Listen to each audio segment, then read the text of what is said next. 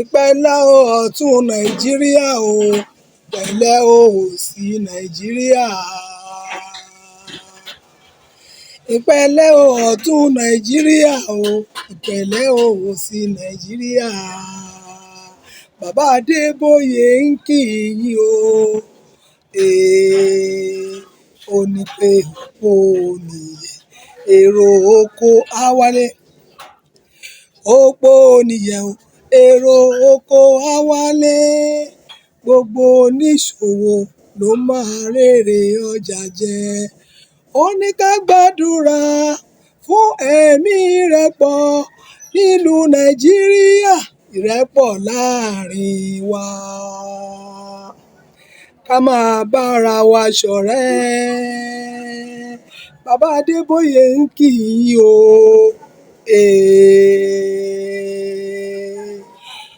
ìpẹ̀lẹ́ líbẹ̀ ní lọ́túnlọ́sì ní nàìjíríà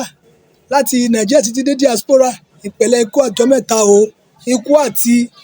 ikú ẹ̀wọ̀ ikú àsán ikú alẹ́ ikú ẹ̀jì ikú òru ìyẹn mo tún gbé ẹ pọ̀ ìbá mi subscribe bí mo ṣe ń ṣe program ìbá mi subscribe rẹ̀ lórúkọ Jésù ọwọ́ tẹ̀ fi ń ṣe ètò mi ìyá ẹ̀ ní fi gbọ́mọ sí o ẹ̀ẹ́dẹ̀ ní fi mọ sàárè ọmọ lórúkọ Jésù mo gbàdúrà fún yín ọ̀rọ̀ yín á dayọ̀ o pásítálì euro dọ́là lẹ́ máa fowóyè gbà lórúkọ Jésù mo gbàdúrà fún yín.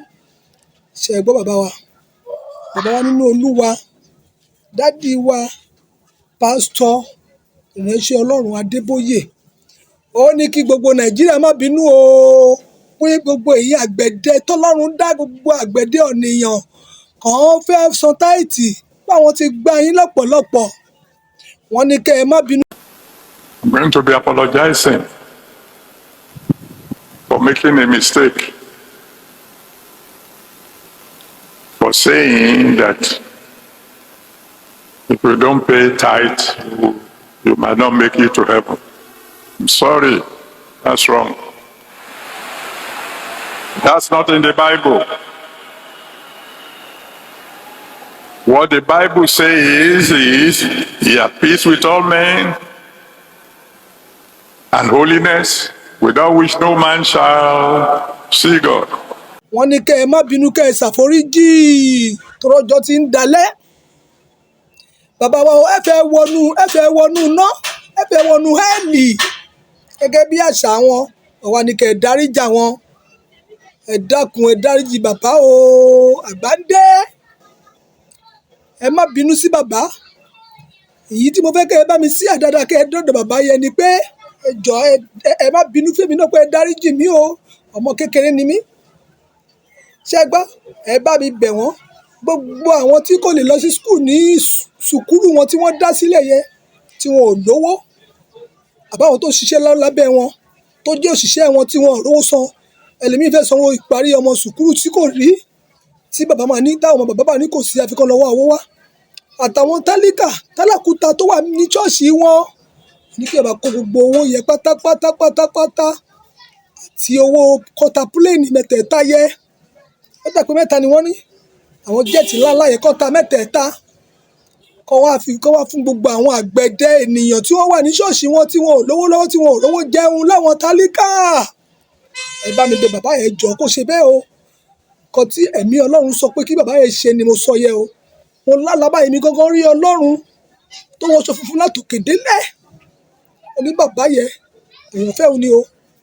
ṣùgbọ́n ibi tó ń gbà yẹ